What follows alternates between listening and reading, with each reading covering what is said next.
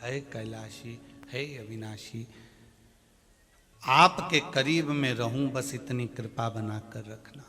शंकर भगवान के 3 नेत्र में बीच का जो नेत्र है ये भगवान शिव एक बार प्रकट कर चुके थे, जब माता पार्वती ने दोनों हाथों से नेत्र बंद करा था, तब शिव ने वो नेत्र प्रकट कर लिया था।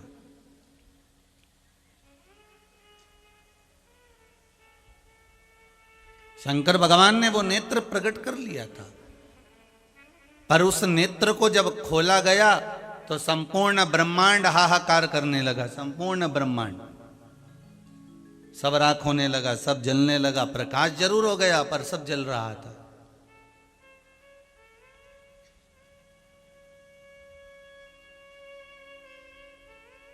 शिव पुराण कहती है जब हम दूसरे के दोष देखते हैं तो हमारा पुण्य भी जलने लगता है।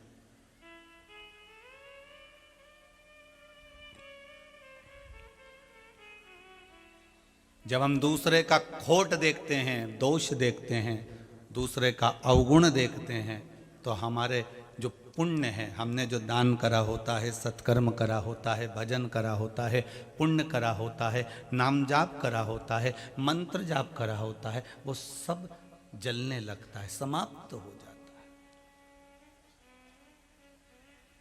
अच्छा, ऐसा नहीं है कि तुम लोग पुण्य नहीं करते। इस भूमंडल पर, इस पृथ्वी पर जितने लोग जन्म लेते हैं ना, ये सारे बहुत पुण्य करते हैं।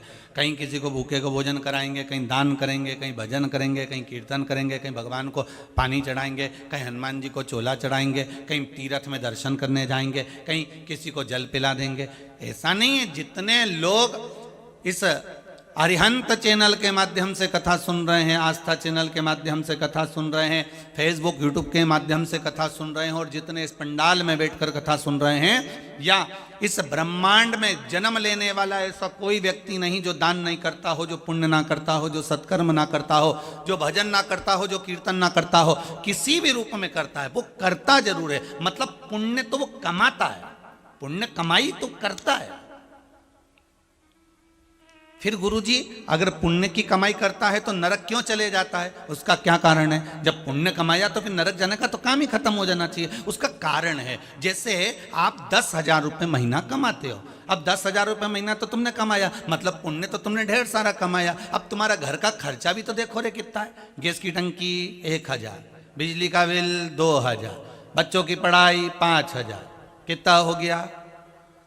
8,000। और मालूम पड़े फिर कोई खर्चा आ गया, तेल साबुन शक्कर, घर का आने आने खर्चा आ गया, मालूम पड़े 10,000। और मालूम पड़े घर में मेहमान आ गए, सामान और ज़्यादा लाना पड़ा, 2,000 और खर्च हो गए, ऊपर के खर्च हो गए 12,000। फिर कहीं का कुछ काम आ गया, शादी ब्याह आ गया, वहाँ जाना पड़ गया, 2-3 हज़ार वहाँ खर्च हो गए, 15,000। कमाई थी 10,000 रुपये, 5,000 रुपये एक्स्ट्रा खर्च हो गए, कर्जा बढ़ते चले गया। मतलब तुम्हारी कमाई से ज़्यादा खर्च हो रहा है। उसी तरह तुमने पुण्य तो खूब कमाया, तुमने कहीं भजन करा, पुण्य कमा लिया, तुमने किसी को भोजन कराया, पुण्य कमा लिया, किसी को पानी पिलाया, पुण्य कमा लिया, कथा में बैठ गए, पुण्य कमा लिया, कथा स्मरण कर लिए, पुण्य कमा लिया, शंकर जी के मंदिर पहुंच गए, पुण्य कमा लिया, भजन में पहुंच गए, पुण्य कमा लिया। तुमने पुण्य तो बहुत सारा कमाया, पर तुम्हारा खर्चा भी बहुत सारा है रे। इन नेत्रों से गलत देख लिया, पुण्य खत्म हो गया, गलत बोल दिए, पुण्य खत्म हो गया, गलत जगह चले गए, पुण्य खत्म हो गया, गाली दे दी, पुण्य खत्म हो गया। अब जरा विचार करो, कमाई 10,000 रुपये महीना और खर्चा 15,000 का हो रहा है। तो उसी तरह हम पुण्य तो ढेर सारा कमाते हैं, पर हमारा पाप भी तो कितना होता है। दिन भर में मोबाइल पे कितना झूठ बोलते हो रहे, एक एक दिन में 15-15 बार झूठ। बैठे हो घर में, कह रहा कि दुकान में बैठा है तो क्या घर में, कहीं रोड पर चल रहा है तो क्या अभी 5 मिनट में पहुंच रहा हूं, आधे घंटे तक पते ठिकाने नहीं पड़ते। तो पुण्य कितना कमाया और पाप कितना कमाया, वो विचार कर कर देखिए। पुण्य थोड़ा सा है हमारा, पाप बहुत सारा है हमारा। उस पुण्य को हमको बचाना है तो पाप कर्म थोड़ा कम करना पड़ेगा। अर्थात गलत देखना बंद कर दो, गलत सुनना बंद कर दो, गलत बोलना बंद कर दो, और गलत व्यसन बंद कर दो। गलत व्यसन बंद कर दीजिए।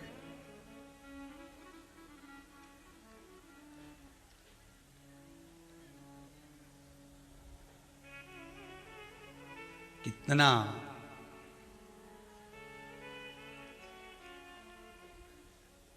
आज के समय में लोग गलत व्यसन में ज्यादा डूब रहे हैं, और इतना गलत व्यसन तो हमने उधर नहीं देखा जितना चल के आए तो इधर रोडों पर जहाँ देखो वहाँ मछली का मांस, कहीं मांस बिक रहा है पूरे क्षेत्र में। और चले जाओ अधिकाधिक महाराष्ट्र क्षेत्र में, जैसा जैसा महाराष्ट्र टच में रहे वैसे उधर और बढ़ते जाओ तो और व्यसन में लोग डूबे हुए। गलत भक्षण, गलत भोजन का त्याग करो।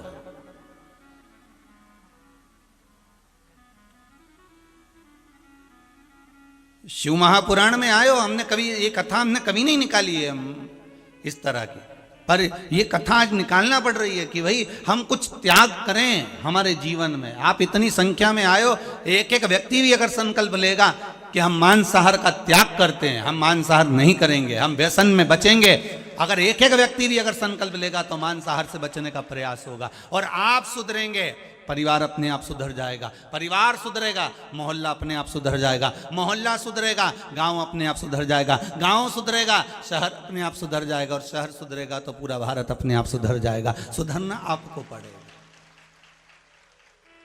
थोड़ा थोड़ा संकल्प। पुराण तो समझा सकती है, कह सकती है, बोल सकती है, बता सकती है, आगे मर्जी आपकी दादा, आप जो करें मन आपका। पर कह सकते हैं कि थोड़ा सा गलत भक्षण से, गलत भोजन से बचने का प्रयास करिएगा। गलत जैसा खाया अन्न वैसा हो गया, जम के बोलो जरा, मन। जैसा पिया पानी वैसी हो गई वाणी, जैसा पिया दूध वैसा बन गया बुद्ध। बुद्धि दूध से बनती।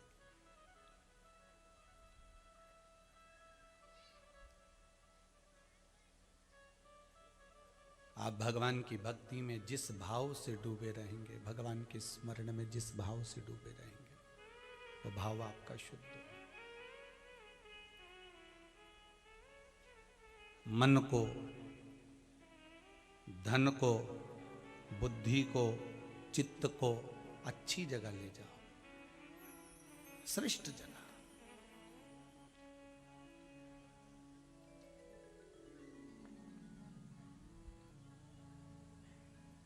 भगवान भोलेनाथ से विनती करा करो कि हमारे घर में जो भोजन बने वो सात्विक बने, शुद्ध बने, और आपको भोग लगने वाला बने, गलत ना बने। आप ये भगवान से प्रार्थना करा करो। महाराज, 3 नेत्र शंकर भगवान के, 1 नेत्र शिवजी थोड़ा सा खोले थे और पार्वती जी ने 2 नेत्र बंद कर दिए थे, तो तीसरा नेत्र जो खोला गया, उस नेत्र के खोलने पर जो दिखा सब नष्ट हुआ, सब। आज 7वें दिन की कथा है। हम तो कार्यकर्ताओं से भी कहेंगे कि 6 दिन आपने सेवा करा, पर 7वें दिन प्रयास करना कि थोड़ी सी कथा सुन लेना, क्योंकि हमारे शिव महापुराण में लिखा है कि 7वें दिन की कथा कुबेर का भंडार भरने वाली होती है, कोई साधारण नहीं होती है। इधर उधर भटकना छोड़कर व्यवस्था अपनी जगह हो, थोड़ा बहुत कर लिए, बैठने की व्यवस्था करा दो। उसके बाद में जितनी महिला कार्यकर्ता हो, चाहे बच्चियां हो, चाहे बच्चे हों, चाहे लड़के हों, चाहे लड़कियां हों, प्रयास है कि आखिरी दिन की कथा अपने लिए श्रवण कर लो, जीवन का सार मिल गया। कोई भाग्य से ये शिव पुराण आपके नवे गांव में हो गई, भगवान को कराना थी और 7 दिन हो गए, ये उसकी करुणा से हुई। कोई ना उसमें हमारा कुछ है ना आपका कुछ है, वो तो कहीं परमात्मा का योग संजोग था जो हो गई। उससे वंचित मत रह जाना, बाद में पछतावा होगा कि हम छूट गए, हम तो काम में लगे हुए थे, हम तो ये कर रहे थे, हम तो वो कर रहे थे, पर स्मरण से वंचित, फिर कह रहे हैं स्मरण से वंचित मत रह जाना, बाद में पछतावा होगा। बड़ी मुश्किल से मिलती है सब।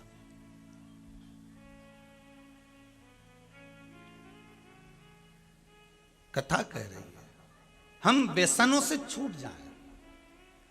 शंकर भगवान ने जो तीसरा नेत्र खोला है, शिव ने जो तीसरा नेत्र खोला, भगवान शंकर ने तीसरा नेत्र जो प्रकट किया है, वो प्रकट करने का केवल एक कारण था कि वो तीसरा नेत्र इसलिए प्रकट करा गया कि जो अंधेरा हो गया था उसमें प्रकाश उत्पन्न हो जाए। पर प्रकाश तो उत्पन्न हो गया, पर दिक्कत ये हो गई कि जो सारा की सारा ब्रह्मांड है वो सब में आग लगने लगी, सब भस्म होने लगा, सब बर्बाद होने लगा। होता है हमारा भी जब तीसरा नेत्र खुलता है तो हम दूसरे की बुराई जरूर ढूंढ लेते हैं, हम दूसरे में कुछ ना कुछ ऐब जरूर ढूंढ लेते हैं, पर इतना ध्यान रखना कि उसमें नुकसान भी हो रहा है। हमने ऐब तो ढूंढा, बुराई तो ढूंढी, पर दुख ये है कि हमारा भीतर का पुण्य समाप्त होते चले जा रहा है, हमारा पुण्य जा रहा है।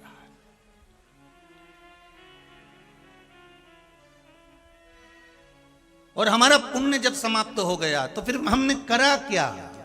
फिर वही बात आ गई ना, हम तेरी दुनिया में आकर खो गए, हम तेरी दुनिया में आकर खो गए,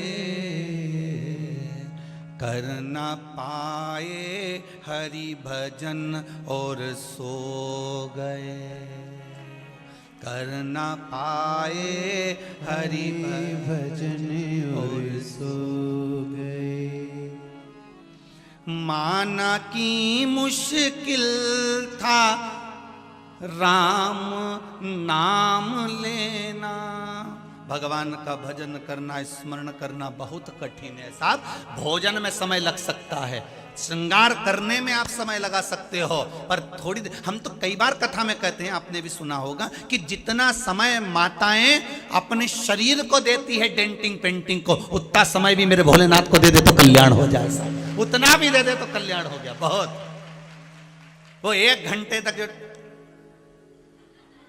पेंसिल से लाइन खींचो न, फिर डब्बा भरो, इसके बाद फिर पेंसिल से फिर आँख में खींचे, फिर 25 बार आँख के झपक झपक के देखे सही लगा कि नहीं लगा,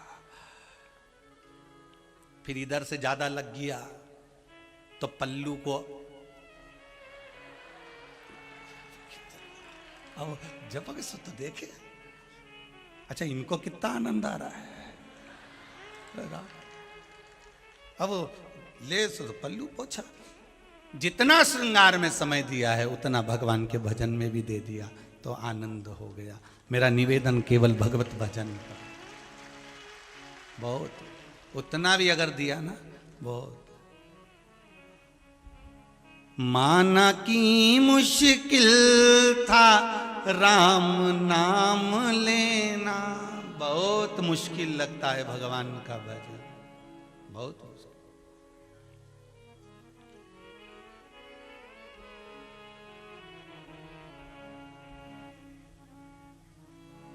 पर तेरी दुनिया में आके फंस गए, कर ना पाए हरि भजन और सो गए।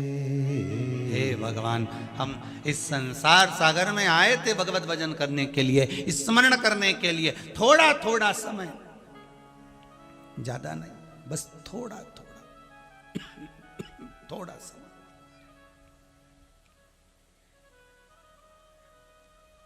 इस व्यासपीठ से हमने कभी नहीं कहा कि आप घर छोड़ दो, बोला कभी? इस व्यासपीठ से कभी नहीं कहा कि आप संत बन जाओ, आप साधु बन जाओ, आप तपस्वी बन जाओ, आप कहीं के पीठाधीश मठाधीश बन जाओ, कभी नहीं कहा इस व्यासपीठ से।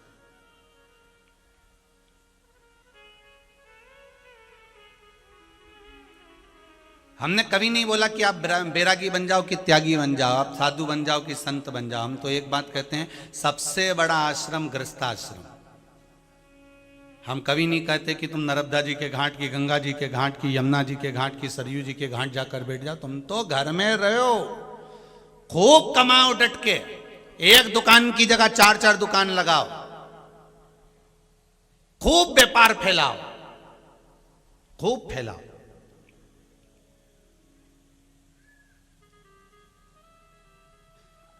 और इतना कमाओ, इतना कमाओ, इतना कमाओ, खूब डपट के कमाओ, मना नहीं, पर परिवार में रहो, खूब कमाई करो, पर उस कमाई का सदुपयोग भी करो और परिवार में रहकर भगवान का भजन भी करो। ज्यादा कहीं नहीं जाना। हम तो बाबा भोलेनाथ जी से विनती करेंगे, बाबा जिस पावन नवे गांव की भूमि पर भगवान की कथा हो रही है, जितने लोग कथा श्रवण करने आए हैं, जो जो विश्वास लेकर आए हैं मेरे शंभु, आज कथा का विराम दिवस है। हे भोलेनाथ, अपने सिर की बेलपत्र जब पोथी पर चढ़ाते हो तो इतना सावर दे देना कि जो जिस भाव से कथा सुन रहा हो, चाहे टीवी पर, चाहे फेसबुक पर, चाहे यूट्यूब पर, चाहे मोबाइल पर, चाहे पंडाल में, उसकी मनोकामना पूर्ण करना और ऐसी तरक्की देना कि वो भी जीवन में एक बार कथा करवा, ऐसी उन्नति दी।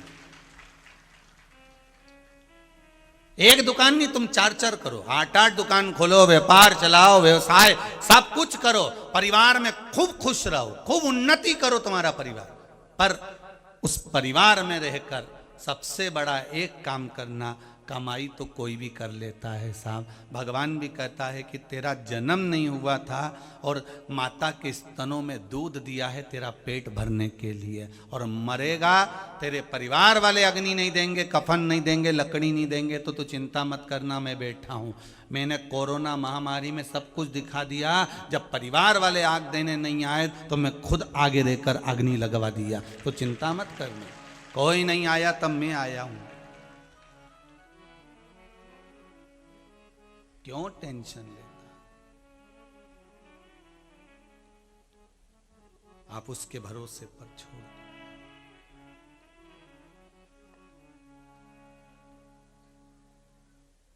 उसके सहारे पर छोड़ दो बस।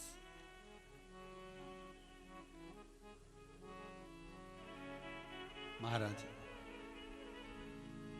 शंकर भगवान से विनय, उस तीसरे नेत्र का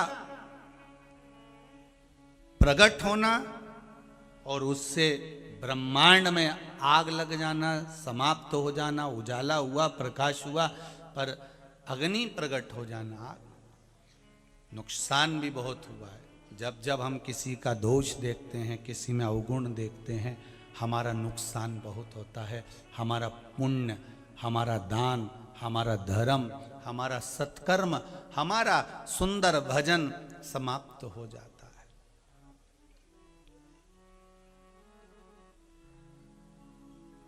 घर में जो 4 बहुएं होती हैं ना, देवरानी जेठानी, इनके तीसरे नेत्र के कारण तो घर में झगड़ा होता है। इनका जो तीसरा नेत्र है ना, 3-4 बहुओं का, ये नेत्र के कारण झगड़ा होता है। मम्मी तुम उसको तो कुछ नहीं बोलती, बस मुझे मुझे बोलती हो। बस ये तीसरा नेत्र खुल गया, तीसरा नेत्र। मम्मी ने उसको ये दे दिया, तीसरा नेत्र खुल गया। और जीजी ने तो ऐसा कर दिया, तीसरा नेत्र खुल गया। हमने अवगुण देखा, हमने उसमें दोष देखा। और शिव महापुराण की कथा कहती है, गुरु की करनी गुरु भरेगा और चेला की करनी चेला, और जाएगा हंस अकेला। जिसको जो जैसा कर रहा है उसको करने दो, उसके कर्म का दंड वो भोगेगा। आप तो भगवान का भजन करो, आपको क्या करना, आप स्मरण करो, आप राम नाम, कृष्ण नाम, शिव नाम में डूबे रहो, हो जाता है। पार्वती मैया ने स्तुति कर कर शंकर जी से कहा, बाबा आपसे एक निवेदन करूं मैं? हाँ बोलो। बाबा बस इतना निवेदन है मेरा, इतना निवेदन है मेरा। बाबा इस निवेदन को स्वीकार करना। मेरा निवेदन केवल इतना सा है कि अब इस तीसरे नेत्र को बंद कर कर रखना, ठीक है?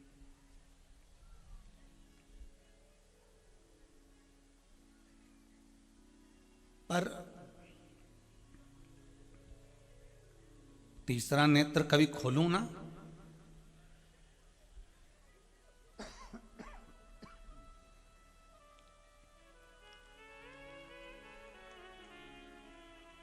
तीसरा नेत्र कभी खोला ना जाए। गला पकड़ रहा है थोड़ा।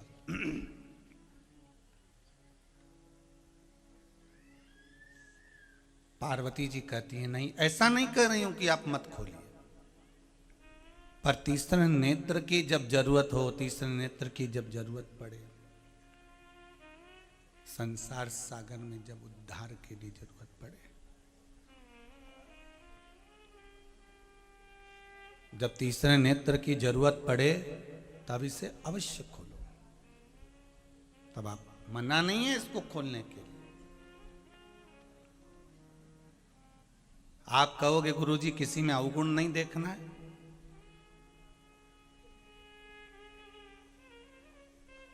पार्वती जी ने शंकर जी से कहा जब जरूरत पड़े तब तीसरा नेत्र खोलो। बहुत सुंदर बात माता पार्वती जी ने कही है, जरूरत पड़े तब तीसरा नेत्र खोलिए। मतलब अपने भीतर के अवगुणों को निकालना हो तब जाकर ये तीसरा नेत्र खोल लीजिए कि अब मेरे भीतर के अवगुण मुझे निकालना है। मैंने क्या क्या गलत करा है, कितना कपट, कितना छल, कितनी बेईमानी, कितना प्रपंच करा, अपने भीतर के अवगुण को निकालो।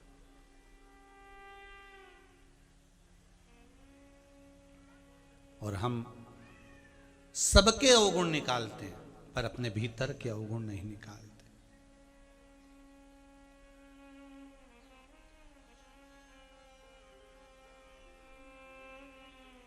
पाप करते समय मनुष्य बड़ा प्रसन्न होता है। पाप करते समय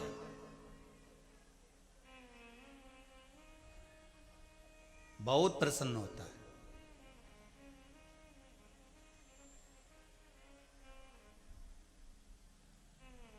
घर में चींटियां हो गई ढेर सारी, पत्नी को आवाज लगाई, जाओ जरा जल्दी से जा, और घासलेट का तेल लेके आ जल्दी से, जा जल्दी से।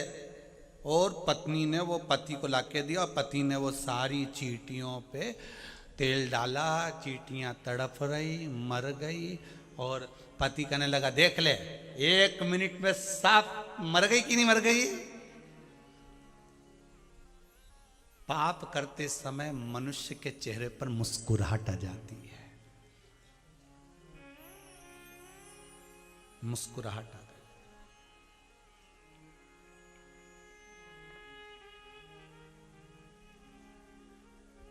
गाय दरवाजे पर आ गई, डंडा लेकर भगाया, मुस्कुराहट आ गई। भगा यार जल्दी जल्दी भगा इसको, यहां से भगा, मुस्कुराहट आ गई। किसी को कष्ट दिया, चेहरे पर मुस्कुराहट आ गई।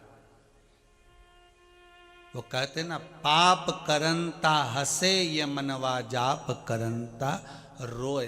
पाप करते समय चेहरे पर मनुष्य के मुस्कुराहट आ जाती है और पुण्य करते समय मनुष्य के चेहरे से मुस्कुराहट चली जाती है।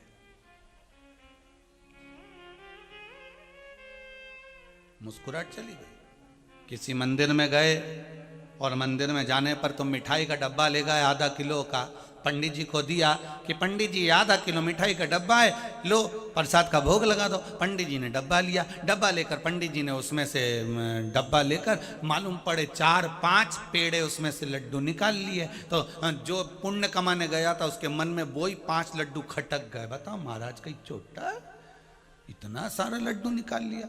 बताओ आधा लड्डू में से तो महाराज ने निकाल लिया, महाराज ने तब लड्डू निकाल लिया, महाराज ने तब पेड़ा निकाल लिया। तू लेकर किसके लिए गया था? भगवान के लिए। तू लेकर किसके लिए गया था? परमात्मा के लिए। अगर ब्राह्मण चाहता तो वो नहीं देता, पर उसका भाव देखिए कि भगवान को भोग लगाकर 2 लड्डू 4 लड्डू 5 लड्डू निकाल कर उसने तेरे को दे दिया। नहीं तो तू तो भगवान के लिए ले गया था। समर्पण का भाव होता तो उनको समर्पित कर कर चले जाते, पर लेने का भाव ज्यादा है। भंडारे में 1 पीपा तेल दान करते हैं और मन में लेकर बैठते हैं कि कम से कम 5 किलो नुक्ति मेरे घर में अंदर आना चाहिए। हमने 1 पीपा तेल का दिया था, हमारे यहाँ तो नुक्ति नहीं आई। तुमने इतना बड़ा भंडारा करा, नुक्ति हमारे घर पे भेजो, 5 किलो नुक्ति आना चाहिए, 1 पीपा तेल दिया है। तो लिख के रखते हैं भेरू सिंह ने 1 पीपा तेल दिया, इसके घर में 2 किलो नुक्ति भेजना। इन्हें आटा दिया, इसको ये चीज भेजना है। नहीं, शिव महापुराण की कथा तो यहां तक वर्णन करती है कि एक राजा जिस गौ माता का दान दे दिए, वो गाय वापिस दौड़ कर आकर राजा के भवन में आ गई और उसका दूध निकल गया। उस दूध को राजा ने पी लिया तो उसको भी नरक भोगना पड़ा, उसको भी नरक भोगना पड़ा है। हमने देकर अगर वापिस ग्रहण करा है तो उसका भी नरक भोगना पड़ता है।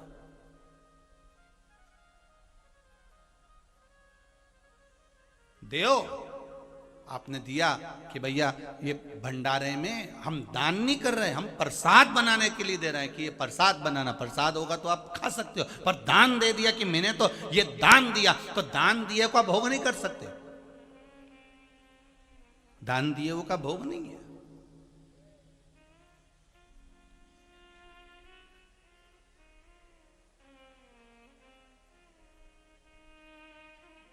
महाराज,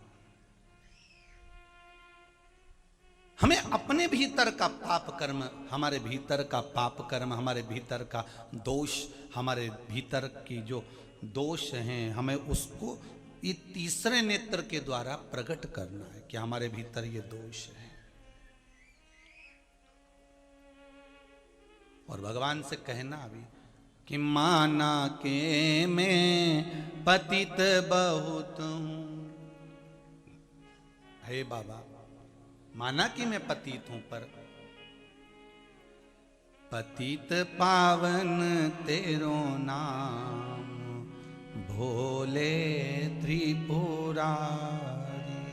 हे शंभु, हम पतित हैं, पर पतित पावन तेरा नाम है, पतित पावन तेरा नाम है। उसके बल पर हम जानते हैं कि हम पतित होने के बाद भी तू हमको पावन कर सकता है। हम पतितों को पावन करना तेरा काम।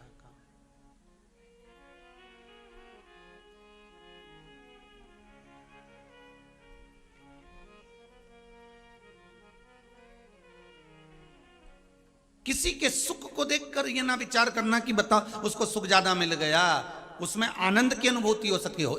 राम जी महाराज जब वन में जा रहे थे, राम जी जब वन में जाते जाते राम जी महाराज जब वन में से निकल कर जा रहे थे तो एक ऋषि के दरवाजे पर बहुत सारे ऋषि बैठे हुए थे। किसी ने आकर कह दिया राम जी आ रहे हैं, और सारे ऋषियों ने तो दौड़ कर गए और दौड़ कर जाकर इतने बड़े बड़े पत्थर उठा उठाकर ऋषियों ने अपने अपने दरवाजे पर रख दिए, रोड पर रख दिए। तो गुरु जी वहां से निकल कर जा रहे थे। गुरु जी ने पूछा क्यों रे, ये इतने बड़े बड़े पत्थर सबने अपने अपने दरवाजे पे क्यों रखे? इतने में एक बोला गुरुजी राम जी आ रहे हैं। तो राम जी आ रहे हैं तो पत्थर रखने की जरूरत है कि फूल रखने की जरूरत है? इतने में ऋषियों ने बोले हमने सुना है राम जी पत्थर को छूते ही स्त्री बना देते हैं, तो जिसको जितनी चाहिए उसने उतने धर दिए।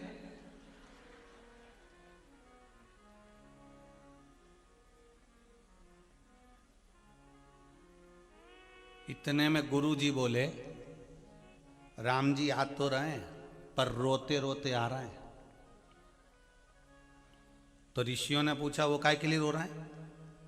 उनकी पत्नी कहीं खो गई इसलिए रो रहे हैं। सारे ऋषियों ने पत्थर उठा उठा के घर के पीछे फेंक दिए, एक भी नहीं चाहिए दादा।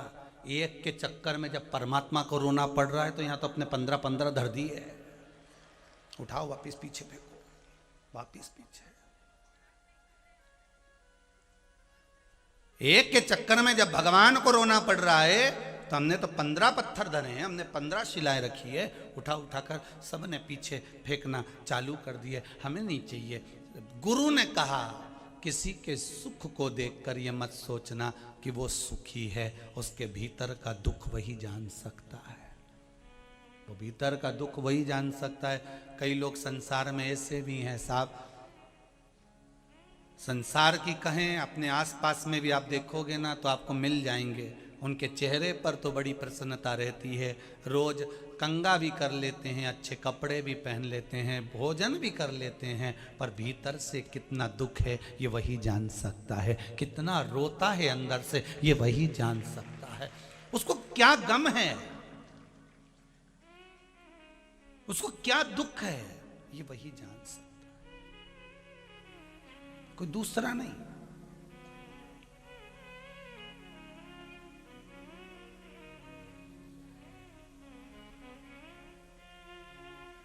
उसके भीतर का जो दर्द है, उसके भीतर का जो दुख है, वो खुद महसूस कर सकता है। इसीलिए तो भगवान देवाधिदेव महादेव की शरण में जाकर वो अपने दुखड़ों को कह देता है, अपने दुखड़ों को प्रस्तुत कर देता है, अपने दुखड़ों को भगवान के सामने ले जाकर रख देता है कि मेरे जीवन का ये दुख है बाबा, और इसको समाप्त कर देना। मेरे जीवन का ये दुख है बाबा, मैं आपके चरणों में आकर कह सकता हूँ। ये पत्रों के माध्यम से लोग कहते ही तो हैं। अभी तो इतने ही पढ़े, इतने ढेर लगे, ढेर सारे पढ़े। कहा किसी ने, देखो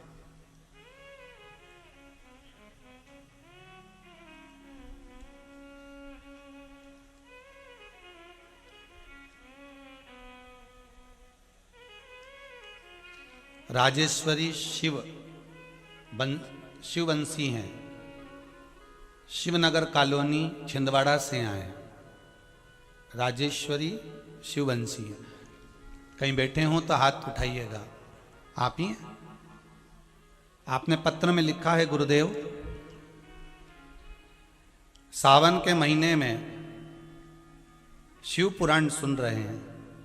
सावन के महीने से शिव पुराण सुन रहे हैं आस्था चैनल से। बाबा से प्रार्थना करी, सियोर कथा सुनने के लिए गए। जैसा आप कहते हो कि बाबा की कथा अगर कोई दिल से सुन लेता है तो 3 महीने में बाबा उसके मन की मुराद पूरी कर देते हैं। गुरुदेव, हम जब कथा सुनकर आए तो बाबा ने 3 महीने भी नहीं लगाए, 1.5 महीने में हमारे मनोरथ पूर्ण कर दिया। आपने लिखा है बहन।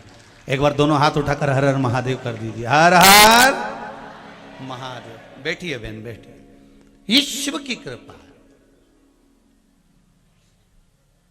आप आए हो आशा लेकर, आप आए हो विश्वास लेकर। जितने लोग अरिहंत चैनल पर कथा सुन रहे हो, जितने आस्था पर कथा सुन रहे हो, जितने फेसबुक यूट्यूब पर सुन रहे हो, और जितने इस पंडाल में बैठकर कथा को श्रवण कर रहे हो, ये विश्वास मानकर चलना कि आपके भीतर की कामना, आपके भीतर की मनोकामना, आप केवल हृदय से श्री शिवाय नमस्तुभ्यम भगवान देवाधिदेव महादेव का स्मरण करते हो तो खाली नहीं जाता, खाली नहीं जाता।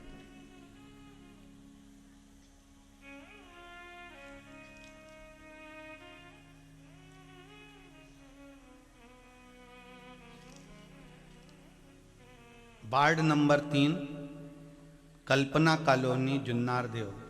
कल्पना ठाकरे कहीं बैठी हो तो हाथ जरूर उठाइएगा। आपने पत्र में लिखा है, आप ही हैं? दोनों हाथ उठा लो एक बार। हर हर महादेव। आपने पत्र में लिखा है, दीदी टीवी के माध्यम से 1 साल से कथा सुन रही हूं। आपने पशुपतिनाथ के व्रत का वर्णन करा, मैंने वो व्रत किया। परिणाम ये मिला कि 1 महीने बाद ही जिस कार्य के लिए मैंने व्रत करा था, मेरे पति का ट्रांसफर हुआ, जो नारदेव कॉलेज में हो गया। बाबा की ऐसी कृपा हुई, और बाबा ने ऐसी कृपा करी कि बेटा 8 वर्ष के बाद प्राप्त हुआ। ये बाबा की कृपा हुई, ये बाबा ने बड़ी करुणा करी महाराज जी। और सबसे बड़ी खुशी की बात तो ये है, भोले बाबा की कथा से। अच्छा, आज आपका जन्मदिन भी है, बाबा की बहुत बहुत बधाई आपको, बाबा की कृपा हो।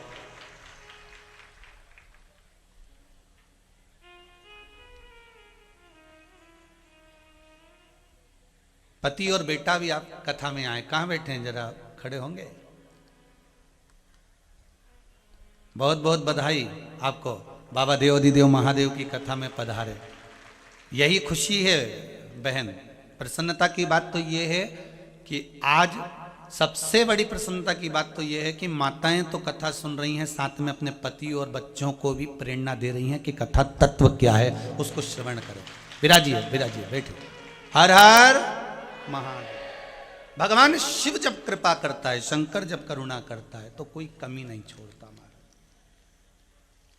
कोई कमी नहीं छोड़ता। आपका विश्वास अगर दृढ़ है, शंकर के प्रति अगर भरोसा पक्का है, तो वो देने में कमी नहीं करता। तेरा ही दिया मैंने खाया पिया है, तेरा शुक्रिया है, तेरा शुक्रिया है। शंभु देने में कभी कमी नहीं रखता। आप विश्वास रखकर, भरोसा रखकर भगवान से जो कहना चाहते हो। फिर कहूंगा, जो शंकर का मंदिर एकांत में हो, जिस शिवलिंग कर पास में कोई ना जाए, वहां तुम पहुंच जाओ और उसकी आराधना में लग जाओ। जल नहीं चढ़ा सकते, बेलपत्र नहीं चढ़ा सकते, धतूरा नहीं चढ़ा सकते, चावल नहीं चढ़ा सकते, पुष्प नहीं चढ़ा सकते, तो शंकर के मंदिर में जाकर झाड़ू और पोछा लगाना प्रारंभ कर दो, वो कल्याण कर देगा उतने में भी। शिव मंदिर में जाकर झाड़ू और पोछा करना प्रारंभ कर दो, वो कल्याण कर देगा। आप मत कुछ चढ़ाओ, आप तो उसकी सेवा में लग जाओ बस। शिव महापुराण में सेवा को पूजन कहा गया और पूजा को सेवा कहा गया। बहुत ध्यान देना, आप झाड़ू भी लगा रहे हो तो ये पूजा ही है शंकर जी की। आप शिव जी के मंदिर में पोछा भी लगा रहे हो तो ये शिव जी की पूजा ही है। आप निर्माल्य पड़ा हुआ है, भगवान पे से उतरा हुआ कोई सामान पड़ा हुआ है, माला पड़ी, पुष्प पड़ा, बेलपत्र पड़ी, उसको उठाकर कहीं ठंडा कर कर आए हो, ये भगवान की पूजा ही है। मंदिर को साफ कर दिया, ये पूजा नहीं है। इससे बढ़कर कोई सुख नहीं।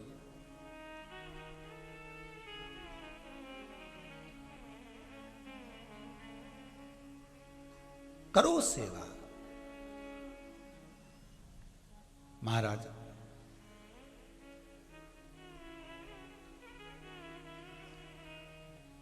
महिषासुर की कथा तो आप लोगों ने टीवी के माध्यम से कई बार सुनी है। महिषासुर का बेटा था गजासुर। आपको पहले भी महिषासुर की कथा कई बार टीवी के माध्यम से सुनी कि धनु राजा के पुत्र रंभ और करम्ब तप करने गए थे।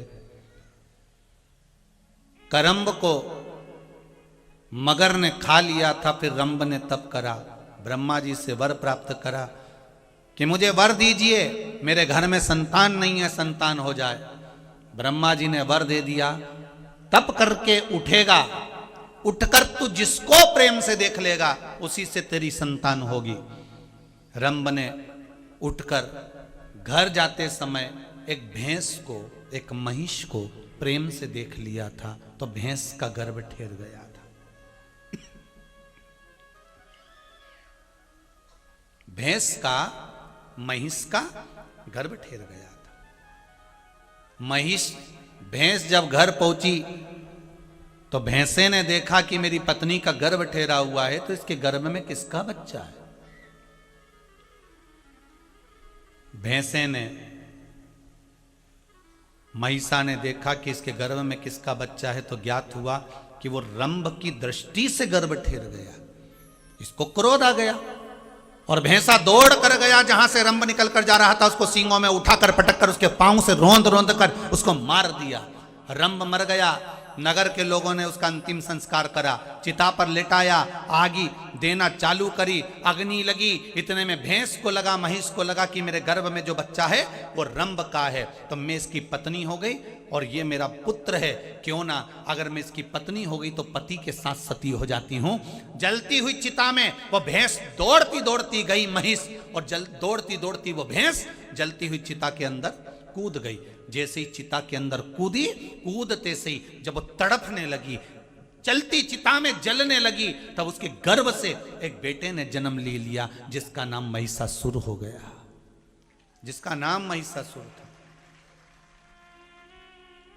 अब महिषासुर ने जन्म लिया। महिषासुर भगवान ब्रह्मा जी का तप साधना में लग गए। ब्रह्मदेव से वर मांगा, वर दीजिए मेरे प्राण ना छूटे। ब्रह्मा जी ने कहा मरना तो निश्चित है, मृत्यु तो जरूर आएगी। मरना तो हर व्यक्ति को है, आज नहीं तो कल।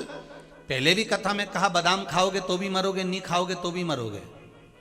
गुलाब जामुन खाओगे तो भी मरोगे, नहीं खाओगे तो भी मरोगे। तो मरना तो निश्चित है। कथा सुनोगे तो भी मरोगे, कथा नहीं सुनोगे, अरे बोलो तो भी मरोगे। मरना तो निश्चित है, बस अंतर एक है, कथा सुनकर मरोगे तो संसार में फिर जन्म नहीं लोगे, और कथा नहीं सुनकर मरे तो बार बार 84 लाख योनियां काटना ही पड़ेगा, फिर जन्म, फिर मृत्यु। बिल्ली अपने मुख से चूहे को पकड़ती है, लहूलुहान कर देती है, मार डालती है। बिल्ली अपने मुख से अपने बच्चे को पकड़ती है, बचाकर साथ घर ले जाती है। कथा बिल्ली का वो मुख है जो अपने बच्चे को पकड़ता है। ध्यान देना, कथा सुनोगे तो भी मरोगे, नहीं सुनोगे तो भी मरोगे। सुनकर मरे तो चूहे जैसे नहीं मरोगे, बिल्ली के बच्चे जैसे निकल कर वैकुंठ चले जाओगे, और नहीं सुने तो चूहे जैसे गए। नरकों का भोग भोगना है, भोगना है।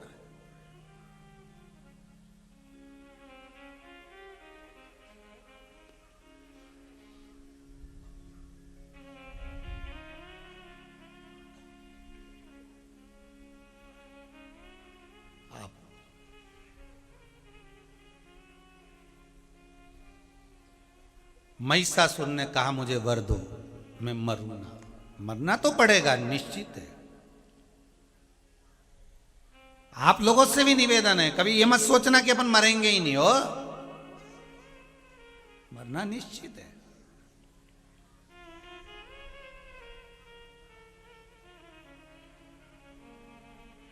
अभी कथा जब चालू हुई थी उससे पहले दीनानाथ जी एक लाइन गा रहे थे भजन की कि मिलन 7 दिन का हमारा तुम्हारा, रही जिंदगी तो मिलेंगे दोबारा, मिलन 7 दिन का। महाराज ये जीवन है मनुष्य का, मानव का शरीर।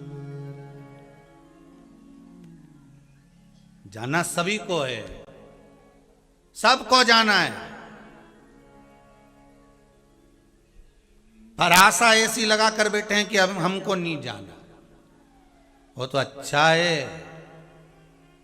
यमराज से किसी की रिश्तेदारी नहीं है, नहीं तो मालूम पड़े 2-4 पेटी माल दे देते और कह देते पड़ोसन को उठा के ले जा। आया तो तुझे लेने और माल दे दिया और कहा पड़ोसन को ले जा, जा हमारे को छोड़ दे, हमको छोड़ दे, जा उसको ले जा। अरे भाई फिर वही बात आ गई, सज धज के जिस दिन मौत की शहजादी आएगी, ना सोना काम आएगा ना चांदी, ना सोना काम आएगा ना चांदी आएगी। ये किसी काम करनी, सब पड़ा रह जाएगा। तुम्हारी कितनी भी जान पहचान हो, कितनी भी तुम्हारी किसी से पहचान हो, सब पड़ा की पड़ा रह जाएगा, वो किसी काम का नहीं रहेगा, सब पड़ा, उसकी कोई महत्वता नहीं रहेगी। अचार की बरनी में अचार भरा की भरा रह जाएगा, फ्रिज के ऊपर रोटी का डब्बा धरा की धरा रह जाएगा, फ्रिज में सेव फल और पपीता पड़ा की पड़ा रह जाएगा, अलमारी में एक से बढ़कर एक साड़ियां जमी की जमी रह जाएगी। इसीलिए शिव पुराण की कथा होती है कि अच्छी अच्छी पहन लो, इसके बाद क्या ठिकाना, क्या भरोसा, सब पड़ा की पड़ा रह जाएगा। महाराज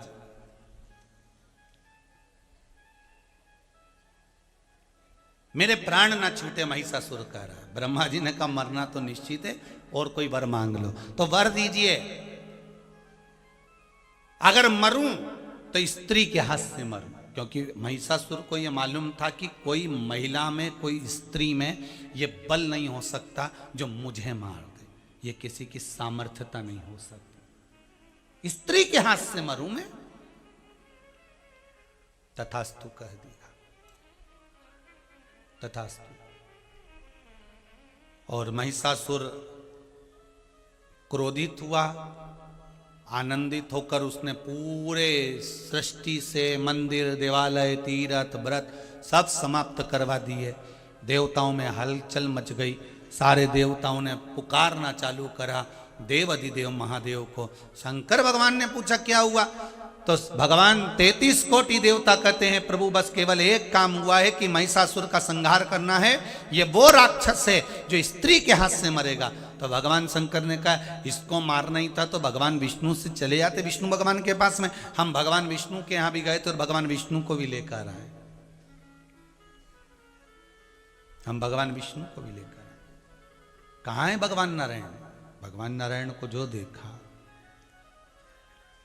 और भगवान नारायण को देखकर आज भगवान शंकर ने हाथ जोड़कर निवेदन करा, प्रभु आप यहां आप आए हो, कैसे आना हुआ नाथ, आप कैसे पधारे हो, कैसे आना हुआ प्रभु? भगवान नारायण ने कहा भोलेनाथ इस महिषासुर के कारण मुझे आपके पास में आना पड़ा, ये महिषासुर को मारना है। तो शंकर भगवान ने कहा इसको वर मिला है कि स्त्री के हाथ से मरेगा, नारी के हाथ से, महिला के हाथ से मरेगा। ओ तो फिर भगवान शंकर जी ने कहा लक्ष्मी जी से कह देते वो मार देती इसको। भगवान नारायण बोले लक्ष्मी में वो सामर्थ्यता नहीं है कि वो महिषासुर को मार दे। कारण क्या है? नारी का अगर सात्वित्व प्रबल है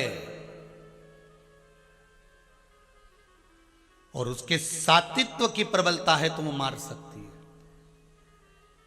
तो लक्ष्मी जी ने ऐसा क्या कर दिया कि वो महिषासुर को नहीं मार सकती? भगवान विष्णु ने कहा एक बार लक्ष्मी श्रृंगार कर रही थी और माता लक्ष्मी जब श्रृंगार कर रही थी तब मैं वहां पहुंच गया।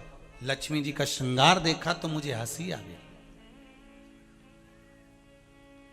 लक्ष्मी जी के श्रृंगार को देखकर मुझे हंसी आ गई। लक्ष्मी जी ने क्रोध में आकर कहा नारायण तुम मुझे देखकर घोड़े जैसे हंसे हो, मैं तुम्हें श्राप देती हूं कि तुम्हारा सिर कटेगा और घोड़े का मुख लगेगा। मेरी पत्नी ने मुझे श्राप दिया, इसलिए उसका सात्वित्व वहां समाप्त हो गया, वो नहीं मार सकती। भगवान विष्णु को लक्ष्मी जी का श्राप लगा कि तुम्हें घोड़े का मुख लगेगा, इसलिए भगवान विष्णु का हयग्रीव अवतार हुआ और घोड़े का मुख लगा भगवान विष्णु को। भगवान का एक अवतार है हयग्रीव अवतार जिसमें घोड़े का मुख लगाया गया।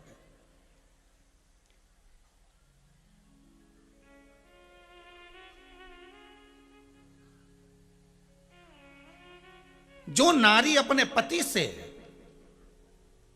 श्रेष्ठ संबोधन नहीं रखती, श्रेष्ठ शब्द नहीं कहती, कई माताओं की कथा है साहब, ये कोई साधारण नहीं है। कई घरों की महिमा चल रही है, कई घरों में पत्नियां पतियों से इस तरह से बस एक दिन अच्छे से बात करती है, करवा चौथ के दिन,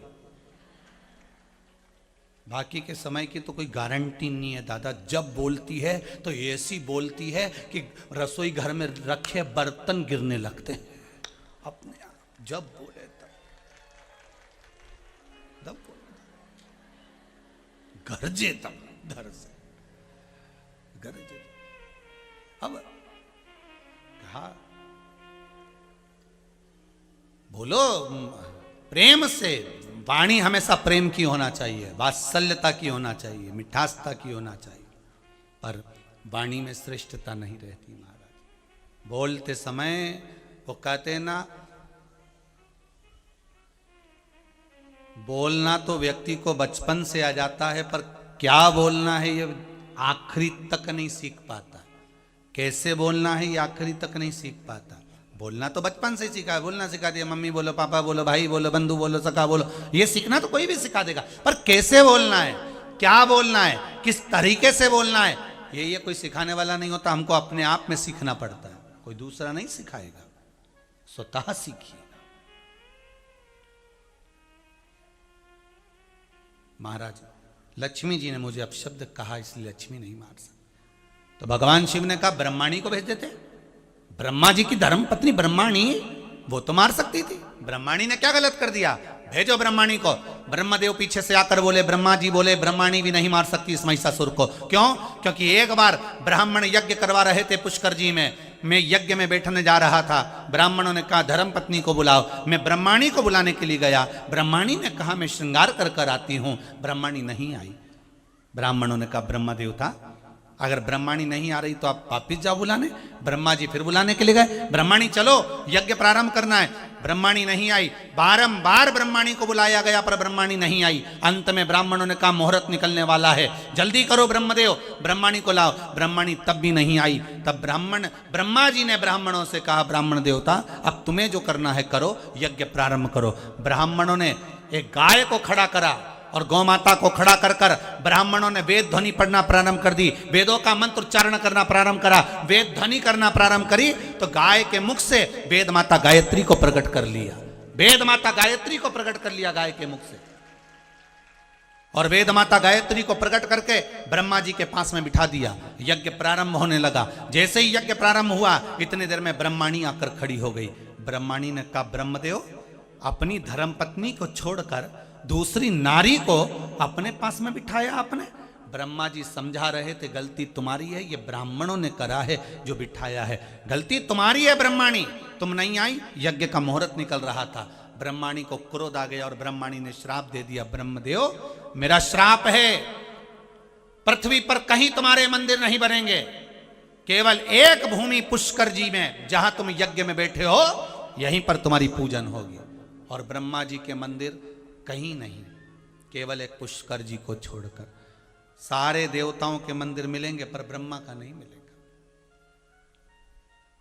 ब्रह्मा जी कह रहे हैं मेरी ब्रह्माणी इसको नहीं मार सकती महिषासुर को।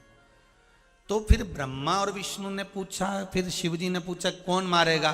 तो भगवान विष्णु और ब्रह्मा जी बोले पार्वती जी इसको मार सकती हैं, क्योंकि पार्वती जी कभी ऊंची आवाज में बात नहीं करी आपसे।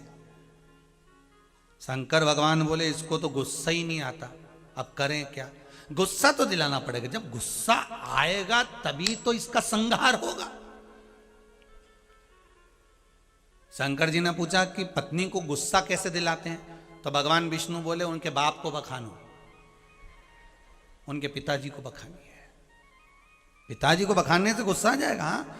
इतने में तो शंकर भगवान अंदर गए। भगवान शिव जी बोले अभी मैं देख लेता हूं प्रैक्टिकल करके क्या जा रहा है, प्रैक्टिकल। शंकर जी अंदर गए तो पार्वती जी आकड़िया की रोटी बनाई, काकड़िया की साग, पर से माता पार्वती जी पावे भोला। अब माता पार्वती जी रोटी बना रही और रोटी बनाते बनाते शंकर भगवान बोले पार्वती ईमानदारी की बात बोलूं तो तेरे पिता जैसा दुनिया में कोई कंजूसड़ा नहीं होगा। तो पार्वती जी ने पूछा कंजूसड़ापन मेरे बाप ने क्या करा पिताजी ने? शंकर भगवान बोले हिमालय राज की तू बेटी, कितना धन था हिमालय राज के पास, कितनी दौलत थी हिमालय राज के पास, कन्यादान में 1 रुपया नहीं दिया उसने, कन्यादान में कोई सामान नहीं दिया उसने। पार्वती जी बोली मेरा पिताजी तो कन्यादान में सब कुछ दे देता, तुम्हारे घर में रखने की जगह थी? गुफा में रह रहे हो,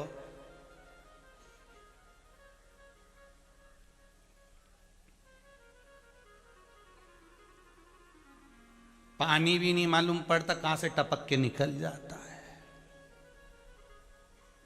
गादी तकिया इसलिए नहीं रखते क्योंकि पानी भे भे के निकले, रोज गीला हो कौन सूखा है, छोड़िए, पत्थर पे सो जाते हैं। हमारे पिताजी तो दे देते, आप क्या रखने की जगह थी? अच्छा एक बार लक्ष्मी जी के भी मन में आ गया था, पार्वती जी के घर का सुख देख के पार्वती जी रोज शाम के समय प्रदोष काल में शंकर जी के साथ नंदी पे बैठे और चली जाए घूमने फिरने। लक्ष्मी जी का एक दिन हृदय जल गया। लक्ष्मी जी ने भगवान विष्णु से कहा वाह प्रभु वाह, देखो उनको देख लो थोड़ा सा, रोज शाम होती और शंकर पार्वती घूमने निकल जाते हैं और एक तुम हो, हमको कहीं लेके ही नहीं जाते। भगवान विष्णु ने कहा चल अब भी चल, तू अब भी चल, मैं तुझे घुमा के लाता हूं, चल। अब जो लक्ष्मी जी अंदर गई, बैकुंठ के 8 दरवाजे बंद करे, 24 खिड़कियां बंद करी, आते आते रात हो गई। लक्ष्मी जी बोली अब तो रात हो गई। भगवान विष्णु बोले फिर अब कल चलेंगे। पर एक बात बताओ कि शंकर पार्वती के यहाँ ये दरवाजे मरवाजे बंद करके नहीं जाते क्या? भगवान विष्णु बोले उनके दरवाजे का काम ही क्या है, कुछ होए तो दरवाजा होए, और दरवाजा लगाने की उनकी जरूरत ही नहीं। वो दोनों जब घूमने निकलते हैं गले में से बब्बा को उतार कर छोड़ के चले जाते, तुम्हारे काका में दम हो तो अंदर घुस के बता दे, जाओ। उनको क्या जरूरत है दरवाजे की, वो तो बैठा।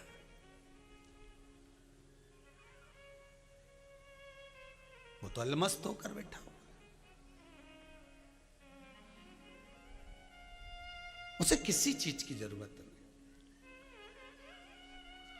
अड़भंग है वो। अब शंकर भगवान वापिस बाहर आ गए। भगवान विष्णु ने पूछा क्यों गुस्सा आया क्या पार्वती जी को? इतने में भगवान शंकर बोले नहीं, गुस्सा गुस्सा तो नहीं आया, हम उनके पिताजी तक पहुंचे तो वो हमारे पिताजी तक पहुंच गए, इसलिए अब हम नहीं बोलेंगे।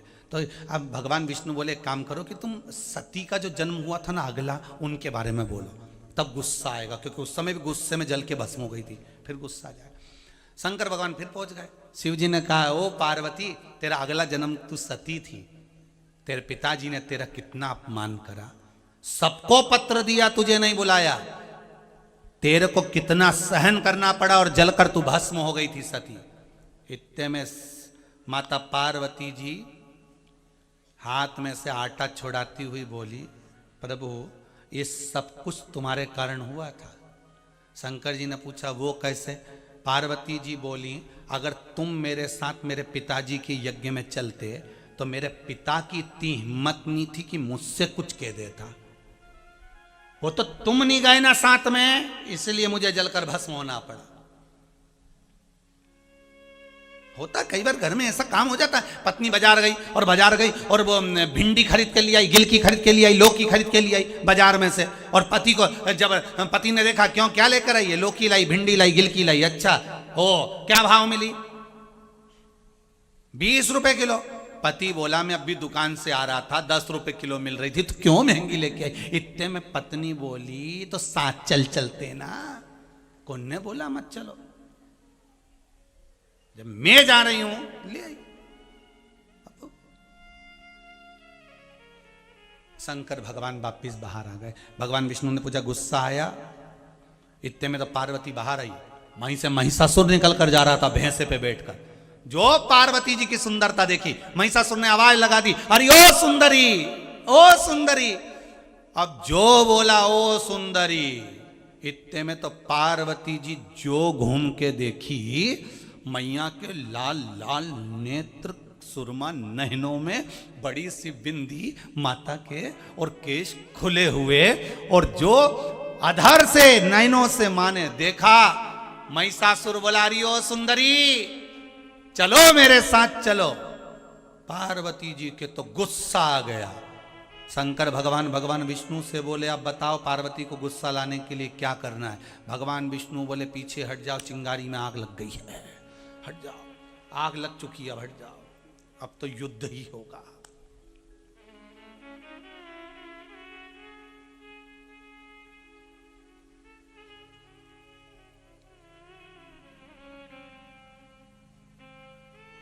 तैतीस कोटि देवता आकर खड़े हो गए युद्ध को देखने के लिए।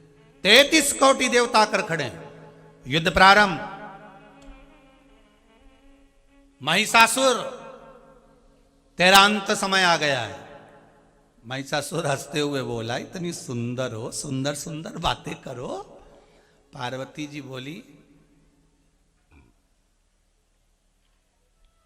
जिसका अंतिम समय आता है ना, उसको संसार फिर सुंदर ही नजर आता है। प्राण त्यागते समय इस मन को बहुत सी चीजें खलती हैं साहब, बहुत। घर देखेगा रोएगा, परिवार देखेगा रोएगा, आंख से आंसू बहते रहेंगे, निहारता रहेगा, कैसे जाऊंगा, रोएगा।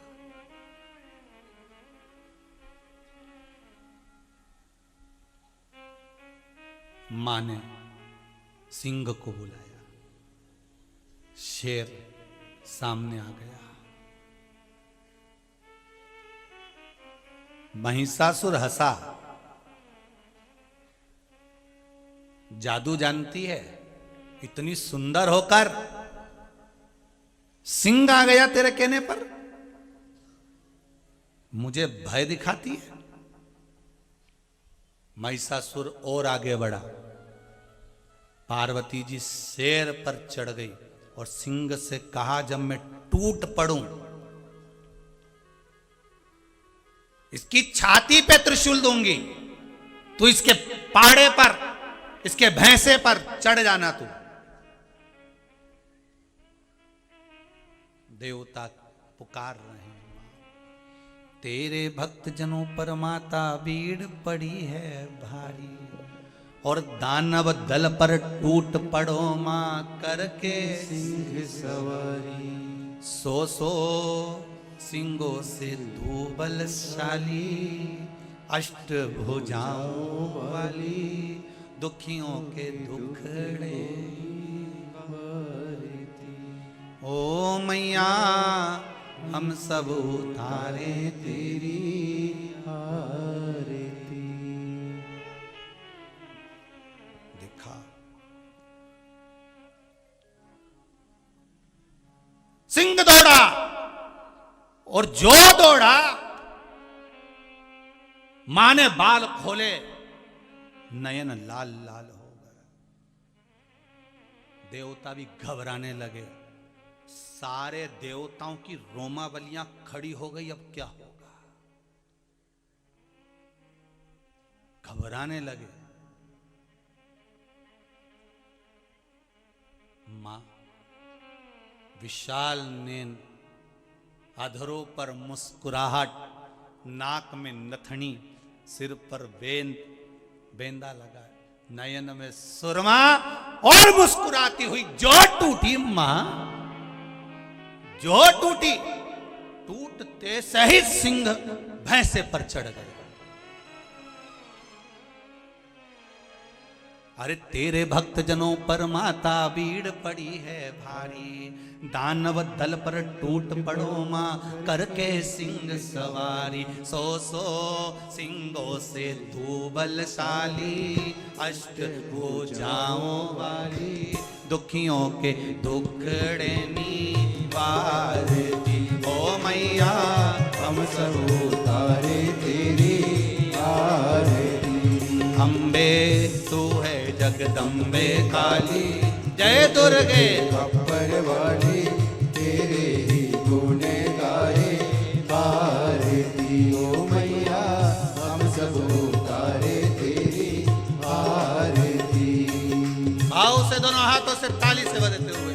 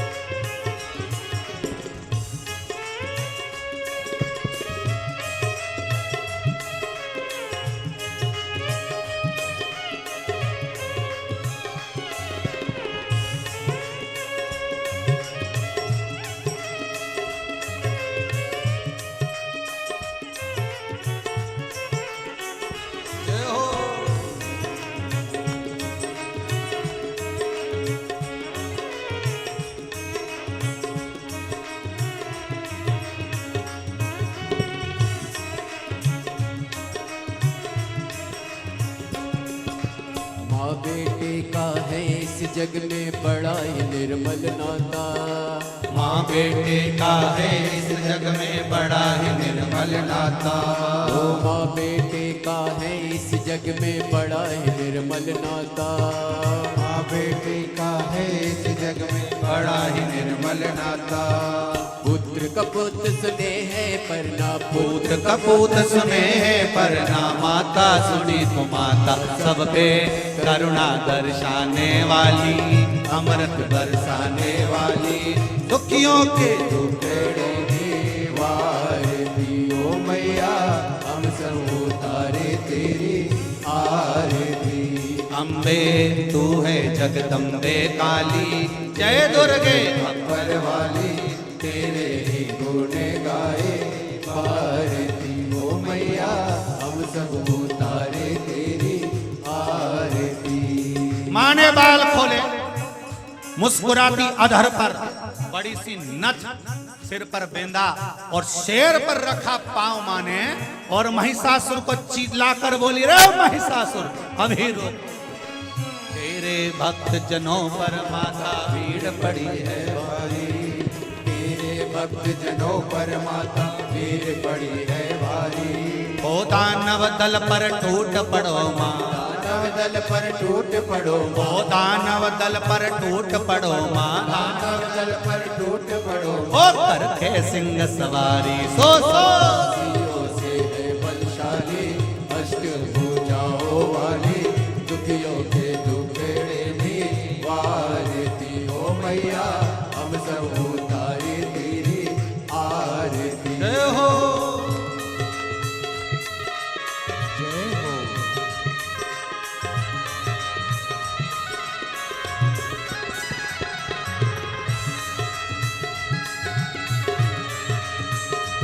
जय हो शेरावाली।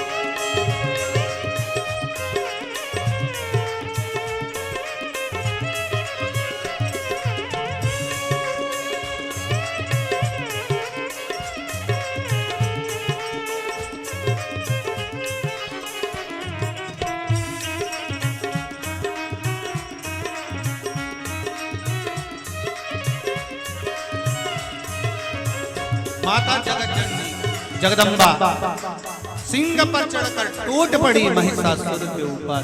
महिषासुर की छाती में जो त्रिशूल लगा, प्राण छूट गए महिषासुर के, और माता का नाम महिषासुर मर्दनी पड़ गया। बोल दुर्गा महारानी के हर हर महादेव। मां महिषासुर मर्दनी, महिषासुर। हे जगत जननी, महिषासुर मर्दनी मां कहलाने लगी। महिषासुर का संहार माता ने कर दिया। देवता आनंद पा गए। बोल काशी विश्वनाथ भगवान की जय। माता महिषासुर मर्दनी कहलाई। महिषासुर का एक पुत्र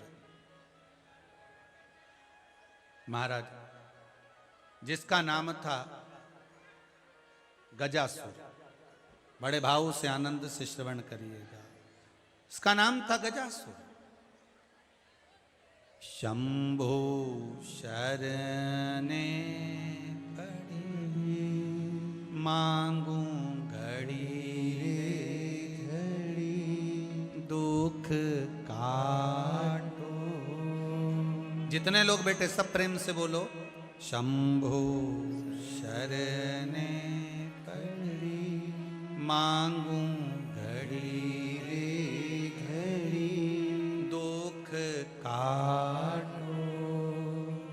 दया करी ने दर्शन आपो। बाबा से निवेदन करते हुए श्री शिवाय नमस्तुभ्यम। सब बोलिए साथ में, श्री शिवाय नमस्तुभ्यम, श्री शिवाय नमस्तुभ्यम। श्री शिवाय नमस्तु। भगवान शंकर की कथा कर रही है, ओगढ़दानी त्रिकालदर्शी कैलाशी अविनाशी की कथा कर रही है। मां संहार कर दी महिषासुर का। समय आया, इस महिषासुर का एक पुत्र था जिसका नाम था गजासुर। गजासुर ने एक कार्य करना प्रारंभ करा। ये क्या करता था कि किसी को कष्ट दे चाहे नहीं दे, पर शंकर भगवान के जो गण थे उनको बड़ा कष्ट देता था, उनको बड़ा कष्ट देता था।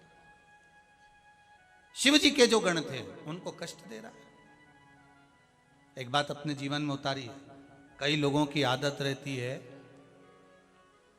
जो आपको कष्ट देने का प्रयास करेंगे, आपको दुख देने का प्रयास करेंगे। उनके घर के लोग उसको समझाएंगे क्यों पीछे पड़े रहता है उसके, क्यों आड़ा टेढ़ा बोलता है, क्यों उसका ये देखता है, क्यों आड़ा टेढ़ा बोलते हो। पर भगवान कहता है कि इसको पैदा ही इसलिए करा गया है कि ये आपके अवगुण देखे, ये आपके दोष देखे।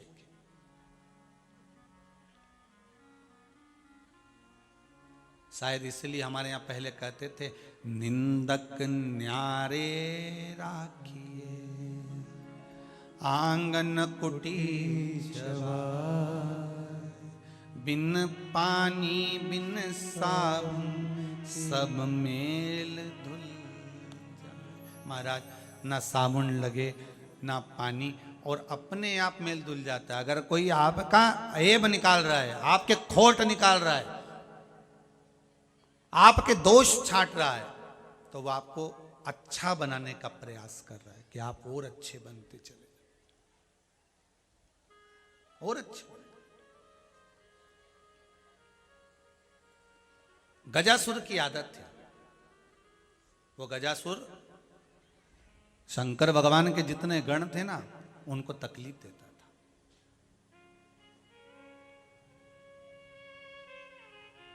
शिव जी के जितने गण होंगे उनको कष्ट देगा, और भगवान शंकर के जितने गण थे उनको कष्ट देना प्रारंभ करा।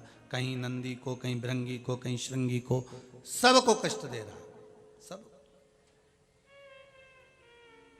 सबको कष्ट प्रदान कर। अब नंदी भृंगी श्रृंगी सबको कष्ट दे रहा है। अब बार बार सारे गण भगवान शिव जी के पास पहुंचे, भोलेनाथ भोलेनाथ भोलेनाथ। शंकर जी ने पूछा क्या हुआ, क्या बात है। शिव जी बोले हुआ क्या ये तो बताओ।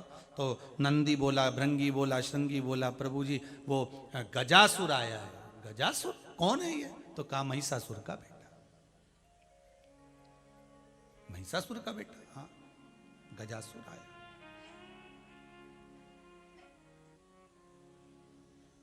शंकर भगवान ने मन में सोचा जो इतना उपद्रव मचा रहा है, जरा एक बार उससे मिला तो जाए। आखिर गजासुर से एक आध बार मिले तो सही जाके। जो इतना उपद्रव मचा रहा है, जो इतना उपद्रव मचाने में लगा हुआ है, उससे एक बार मिले तो सही। और बहुत सुंदर बात है महाराज, अपने जीवन में एक बार उतार कर रखिएगा। जिस व्यक्ति की आप निंदा कर रहे हो, जिस व्यक्ति पर आप उंगली उठा रहे हो, जिस व्यक्ति पर आप आक्षेप लगा रहे हो, जिस व्यक्ति पर आप अपशब्द कह रहे हो, पुराण कहती है उस व्यक्ति से एक बार जीवन में मिलो जरूर कि वो सही है कि गलत है। किसी पर उंगली उठाना सरल, किसी पर आक्षेप लगाना सरल, किसी के लिए अपशब्द बोलना सरल, किसी के लिए आड़ा टेढ़ा बोलना सरल, किसी के दोष निकालना सरल। पर एक बार भगवान शंकर की कथा करिए गजासुर की। जब नंदी ने आकर कहा कि वो ऐसा कर रहा है, श्रृंगी ने आकर कहा, भृंगी ने आकर कहा, सारे रुद्रगणों ने आकर कहा कि वो गजासुर ऐसा कर रहा है, शिव जी ने उसी दिन कह दिया एक बार मुझे गजासुर से मिलना है, उसको देखूं तो सही। मिला ही नहीं मैं उससे। पर हम उल्टे हैं। एक व्यक्ति अगर किसी की ऐब निकालता है तो दूसरा उसको सपोर्ट करता है। हाँ हाँ हाँ सही में वो ऐसा ही होगा, हाँ लगे रहो, सही में वो गलत होगा। हम उसमें हम उल्टे हैं। हम रोकते नहीं हैं गलत काम को, हम और कहते हैं हाँ ठीक है चलने दो, लगे रहो। उसने गलत बोला है, अपन उसको ऐसा करेंगे। उसको समझो, फिर अपने जीवन में उतारो। शिव से सीखो, शंकर से। मेरे ओघड़दानी करें, एक बार मुझे गजासुर से मिलना है। नंदी ने कहा गजासुर से? हाँ, एक बार मुझे गजासुर से मिलना है। क्यों गजासुर से मिलना इसलिए जरूरी है क्योंकि जब वो नंदी को, भृंगी को, श्रृंगी को, मेरे रुद्र गणों को परेशान कर रहा है, तो आखिर शिव जी से उसको तकलीफ क्या है? आखिर उसके शंकर के गणों से तकलीफ क्या है? हमें उससे मिलना। चलकर देखें तो सही।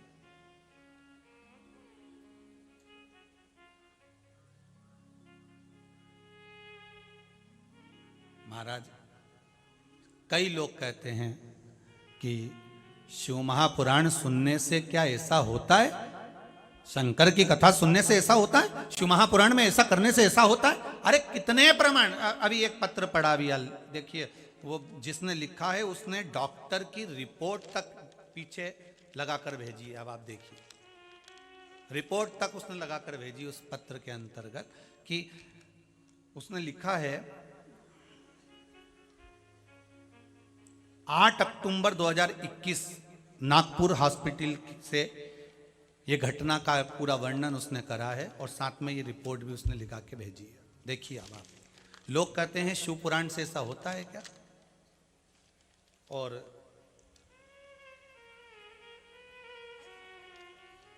नाम है गोविंद साहू, वार्ड नंबर 18, बोड़खी, आमला, जिला बैतूल से हैं। कहीं बैठे हो तो हाथ उठाइएगा जरा, जिन्होंने पत्र लिखा है। गोविंद जी साहू, वार्ड नंबर 18, बोड़खी, आमला, जिला बैतूल, मध्य। आप ही हैं? एक बार दोनों हाथ उठाकर हर हर महादेव बोलें। हर हर। आपने पत्र में लिखा है, गुरुदेव, बाबा भोलेनाथ जी के चरणों को नमन करता हूं। पिछले पूरे लॉकडाउन भर हमने आपके द्वारा वर्णित शिव महापुराण की कथा श्रवण करी। मेरा हार्ट बाल रिप्लेसमेंट हुआ है। मैं रूटीन चेकअप के लिए 8 अक्टूबर को नागपुर हॉस्पिटल गया था, अकेला ही गया था। ब्लड टेस्ट हुआ जिसमें ब्लड को अनेक तरह से गलत बताया गया और डॉक्टर बोले कि आपको अभी ही एडमिट होना पड़ेगा। अगर देरी करी थोड़ी सी भी तो शायद आप जिंदगी भर काम नहीं कर पाएंगे। ये अपने पत्र में लिखा है। 10,000 रुपये ऑपरेशन के लिए जमा भी कर दिए गए। मेरे मस्तिष्क का कुछ ऑपरेशन होना था जिसमें पानी जम गया था, उसके रुपए हॉस्पिटल में जमा भी कर दिए। ऑपरेशन थिएटर में ले जाने की तैयारी थी, सुला दिया, कपड़े बदल दिए। आप इसमें लिखे हैं, पर एक विश्वास शिव महापुराण का था कि शंकर की कथा इतनी सुनी है तो बाबा की कथा। सियोर वाला महाराज कहता है चिल्ला चिल्ला कर कि शंकर हर घड़ी हर पल साथ है, तो क्यों ना एक बार श्री शिवाय नमस्तुभ्यम का जाप करूं और देखूं चमत्कार। इस पत्र में लिखा है आपने। और जो श्री शिवाय नमस्तुभ्यम का जाप करना प्रारंभ करा, गुरुजी एक जांच और आई और अंदर जाने से पहले वो जांच आई और उसमें कह दिया गया कि ऑपरेशन नहीं होगा, कार्य सफल। ये बाबा का उसमें रिपोर्ट लगी है। बैठो भाई बैठो। उसमें उन्होंने रिपोर्ट भी लगा कर भेजी है हॉस्पिटल की, बाकायदा पर्चे भी लगे। अब लोग कहते हैं कि क्या कथा सुनने से ऐसा हो जाता है? क्या शिव कथा सुनने से ऐसा मिल जाता है? नौकरी मिल जाती है? लोग पास हो जाते? विश्वास बहुत महाराज आते हैं टीवी पर, उनको सुनते रहो। विश्वास हो तो कथा सुनो, विश्वास हो तो मोबाइल और फेसबुक यूट्यूब पर कथा सुनो, विश्वास हो तो शंकर का भजन सुनो, विश्वास हो तो पंडाल में बैठकर कथा सुनो। और अगर विश्वास नहीं है तो टीवी पर दिन भर नया नया महाराज आता रहे, दिन भर कथा बाचने वाले आते हैं। सियोर वाला महाराज के बिल्कुल मत सुनो, दूसरे के सुनो। हम एक ही बात कहते हैं, किसी के चक्कर में मत पड़ो, बस पढ़ना है तो मेरे देव अधिदेव महादेव के चक्कर में पढ़ो, वो तार देगा। और जितने यहां बैठकर कथा सुन रहे हो, आपसे भी निवेदन करता हूं, कथा समापन की तारीख लिख लेना और 3 महीने जोड़ लेना। जो जो बाबा से मांगा है वो बाबा देता है कि नहीं देता। अगली कथा भिलाई में है, यहां से भिलाई जाएंगे हम, 27 तारीख से कथा है वहां। कल वो शिव जी का मंदिर कौन सा है, जुन्नार देव, वहां दर्शन करेंगे, वहां से फिर सीधे भिलाई के लिए निकल जाएंगे। भिलाई के दशहरा मैदान सेक्टर नंबर 7 में सुबह 11 बजे से 27 तारीख से कथा प्रारंभ हो जाएगी।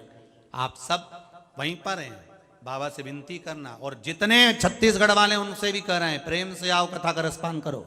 ये मौका नहीं मिलेगा, समझ लो बाबा ने आपको मौका दिया है कथा सुनने का और अर्जी लगाने का, कि बाबा के सामने विनय कर लो, निवेदन कर लो। लोग कहते क्या मिलता है शिव पुराण से, हम कहते दुनिया का सारा साज ही यहीं पर है। उसका नाम है ओ घड़ी, बिना सोचे समझे देता है वो, कभी नहीं सोचता कि मुझे क्या प्रदान करना है। वो तो बस आपने दिल लगाया भोलेनाथ से, आपने हृदय लगाया शिव से, और उसने दिया उसने। शंभु शरणे पड़ी मांगू घड़ी दे घड़ी, दुख काटो दया करी ने दर्शन। महाराज क्या नहीं देता वो,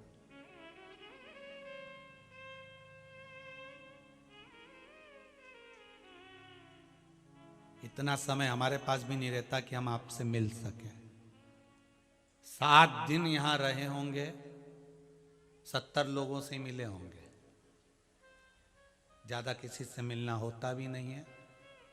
क्योंकि जितनी देर आपसे मिलेंगे, क्योंकि मिलकर भी क्या करोगे आप, अपना हमसे कहो कि गुरुजी हमको ये दुख है, तो गुरुजी तो कोई दुख काटने वाला है नहीं, ना तो गुरुजी को कुछ आता है फूफा करना, ना गुरुजी को कोई विद्या मिद्या आती। गुरुजी को तो एक ही चीज आती है, शिव पुराण है, गीता प्रेस गोरखपुर की, शंकर जी का भजन है, शिव का स्मरण है। जो मेरे भोलेनाथ ने उसकी कृपा से मुझे मिला है वो आपको समर्पित कर कर चला जाता हूं, बस आगे आपकी मर्जी। गुरुजी के पास आकर बैठोगे, समय बर्बाद करोगे, उससे अच्छा है कि शंकर की कथा सुनो, भजन सुनो, नाम जपो, श्री शिवाय नमस्तुभ्यम जो मंत्र मिला है शिव महापुराण का, उसको जप लो। जब जीवन में दुख आए, एग्जाम देने जाओ, परीक्षा देने जाओ, कोई कार्य के लिए जाओ, उन्नति के लिए आगे बढ़ रहे हो, दुकान खोल रहे हो, व्यापार कर रहे हो, व्यवसाय करो, कुछ भी करो, शंकर को साथ रखो, शिव को सम्मुख लेकर चलो। हम ये नहीं कहेंगे कि शिवलिंग को उठा कर ले जाओ, शंकर का शिवलिंग लेकर घर में दुकान में जाओ, शंकर का शिवलिंग वहां लेकर, नहीं, शिव का नाम, शिव का विश्वास, शंकर रूपी विश्वास। स्वयं रामचरितमानस में तुलसीदास जी लिखते हैं शंकर विश्वास रूपीणो। रामचरितमानस में तुलसी बाबा ने लिख दिया कि शंकर विश्वास है। तुलसी बाबा लिखते हैं शंकर विश्वास रूपीणो, शिव विश्वास है और माता पार्वती श्रद्धा है। रामचरितमानस में भी लिख रहा है। तो हम विश्वास कैसे तोड़ दें, हम भरोसा कैसे छोड़ दें?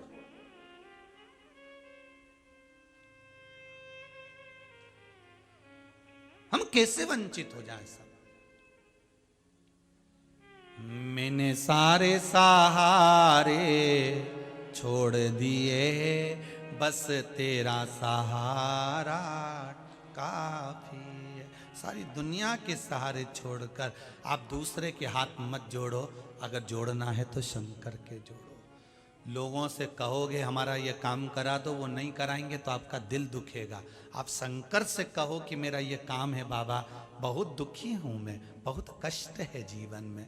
आप नहीं काटोगे दुख तो कौन काटेगा? शंभु उससे तो कहो, उससे विनय तो करो। जब जीवन में दुख आए, एक लोटा पानी ले लिया, बेलपत्री ले ली, पहुंच गए शिव के दरबार। ज्यादा तकलीफ आ रही है, एक मूंग का दाना ले लो, हरी मूंग तो घर में रहती होगी, एक दाना, 2 दाना, 7 दाना मूंग का ले लो, शिव जी के पास पहुंच। एक चावल का दाना लेकर शिव जी के पास पहुंच। दतूरा ले गए कभी, शिव जी के पास में कोई भी कीमती चीज लेकर नहीं जाते। जाते क्या? कि बहुत सारा पैसा लेकर जा रहा है। शंकर को नहीं चाहिए, आपका धरो आपके पास में, आप रखो आपके पास, नहीं चाहिए बोले।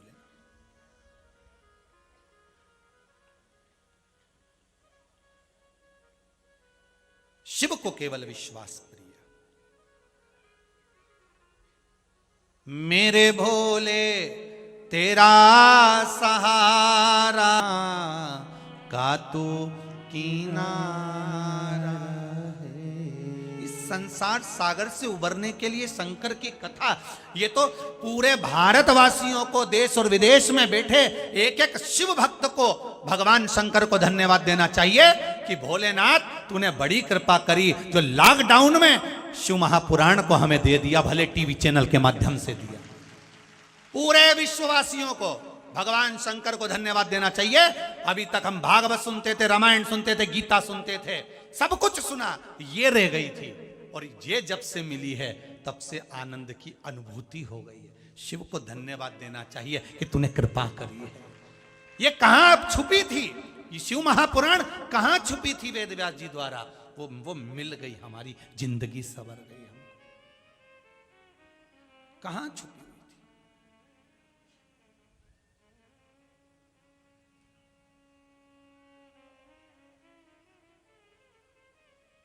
करे लोग विरोध करने वाले विरोध भी करेंगे, आओ शिव पुराण में ऐसा। अब जो नहीं जानते, जो नहीं पहचानते शंकर को, जो शंकर को केवल पत्थर मानते हैं, वो यही करेंगे, वो विरोध ही करेंगे। पर हमें उससे कुछ नहीं करना, हमें तो उसको केवल हाथ जोड़कर निवेदन कर कर आगे बढ़ते जाना है। हाथी जाए बाजार, निस्वान भोले कुत्ता भोले हजार। अपन तो हाथी जैसे चलते हुए अलमस्त शिव के दरवाजे जाओ, चिल्लाने वाला कितना ही चिल्लाता रहे, चिल्लाए जिसको चिल्लाना। तुम तो शंकर की भक्ति में डूबे रहो, जब मन करे तब चले जाओ, जब चित्त लगे तब शिव के पास जाओ, और ये समझ कर जाना कि हमारा दादा बैठा है, हमारा पिता बैठा है, हमारे घर का बुजुर्ग बैठा है, और वो बैठा है तो दुख नहीं आने देगा। सास जब तक घर में रहती है, घर का रसोई घर खाली नहीं होने देती। घर की बुजुर्ग जब तक घर में है तो रसोई घर खाली नहीं होने देते। जब तक शंकर तुम्हारे साथ में है, तुम्हें भी खाली नहीं होने देता। वो घर का बुजुर्ग है, वो घर का बुजुर्ग है, खाली नहीं होने देगा। शिव तत्व को जानना। महाराज, मुझे गजासुर को मिलना है, जिसके बारे में इतना सुना है, एक बार उसके पास जाना है। जिस पर आप उंगली उठाएं, आक्षेप लगाएं, आप शब्द बोलें, उससे एक बार जाकर जरूर मिलें। शंकर कहते मुझे गजासुर से एक बार मिलना है, जो मेरे नंदी भृंगी श्रृंगी को तकलीफ दे रहा है, उससे एक बार तो मिलूं मैं। कौन है गजासुर? शिव जी नंदी पर चढ़ गए, नंदी पर चढ़ गए। महिषासुर का बेटा गजासुर सामने से आ रहा था। क्या देखा भोलेनाथ जी ने? क्या देखा भोलेनाथ जी ने?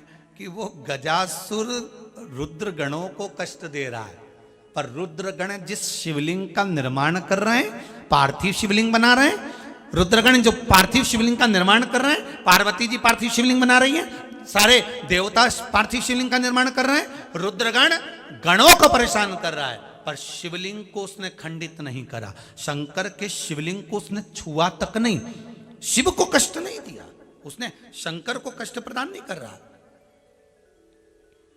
केवल गणों को परेशान कर रहा है, पर शिवलिंग को नहीं।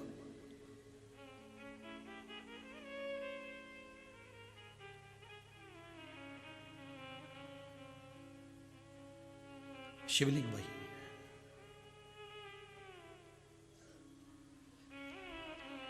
भारत माता की इस भूमि पर जब उपद्रवियों ने उपद्रव मचाया था, तब उन्होंने लोगों को परेशान कम करा था, देवताओं के मंदिर की मूर्तियों को खंडित ज्यादा करा था।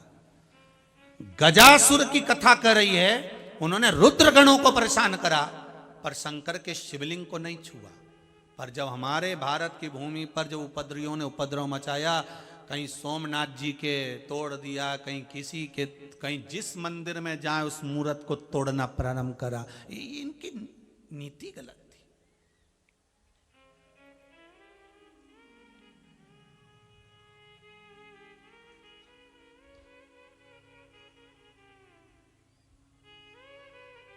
एक हमारे यहाँ कहते हैं कि विदेशियों ने जब भारत पर सत्ता जमाई थी तो उनका एक नारा था, फूट डालो, जम के बोलो जरा, शासन करो। तो एक अंग्रेज से पूछा गया, भाई तू ये बता कि तुमने भारत पर कब्जा कैसे करा?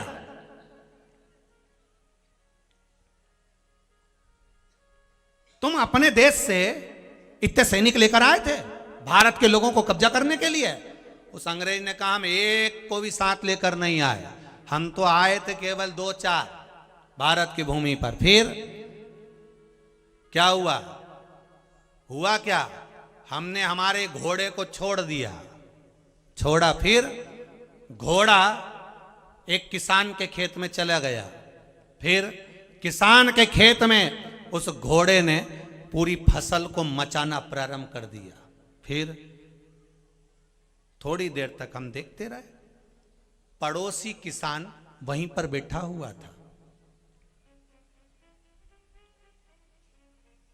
जब घोड़ा फसल को नष्ट कर रहा था, पास वाला किसान उस फसल को देख रहा था, घोड़े को देख रहा था। जब घोड़ा वापिस हमने लिया तो हमने उस व्यक्ति से पूछा, क्यों रे भाई, तेरे पास वाले खेत में घोड़ा फसल नाश कर रहा है, फसल बिगाड़ रहा है, तो कुछ नहीं बोलेगा? तो उसने कहा, मुझे क्या करना, मेरे खेत में थोड़ी ना घुसा है। अंग्रेजों ने कहा, हम उसी दिन समझ गए कि फूट डालो, शासन करो। और हमें कहीं जाने की जरूरत नहीं पड़ी, ना हमें सेना बुलाना पड़ा। हमने इधर वाले को फूट डाला इधर वाले के हिसाब से, इधर वाले को फूट डाला इधर वाले के हिसाब से, और पूरे भारत पर हमने कब्जा कर लिया। तुम्हारा एक संबोधन, हमें क्या करना, आग लग रही है तो लगने दो, उसके यहां लग रही है, अपने को क्या करना, उसके यहां ऐसा हो रहा है, अपने यहां थोड़ी ना हो रहा है। ये कब्जा अंग्रेज करके बैठ गए। हमें वो गलती नहीं करना है। अगर हमारे पड़ोस में तकलीफ है तो हमें भी घर से बाहर निकलकर खड़े होकर उसकी सहायता करना है। हमें वापस कब्जा नहीं होने देना है। हमें इस भारत की भूमि पर फिर कब्जा नहीं चाहिए, इन द्रोहियों का, दुश्मनों का। हमें फिर खड़े होना है।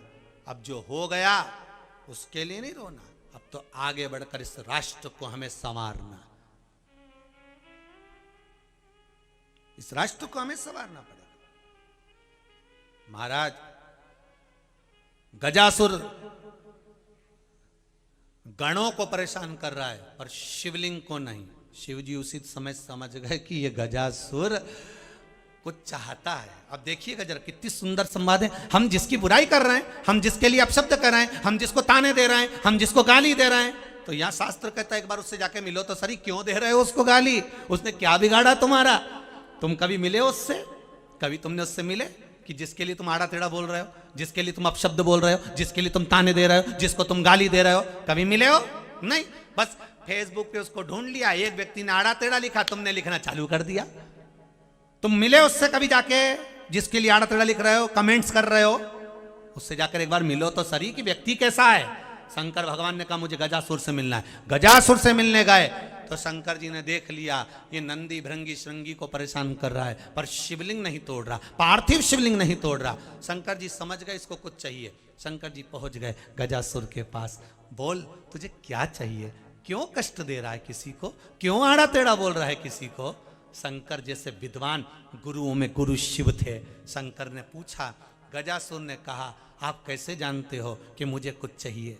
शंकर जी कहते हैं, मैं जान गया हूं, मैं जान गया हूं तुझे कुछ चाहिए। आपको कैसे मालूम मुझे कुछ चाहिए? शिव जी ने कहा, भले तू तो बस ये बता कि तुझे चाहिए क्या।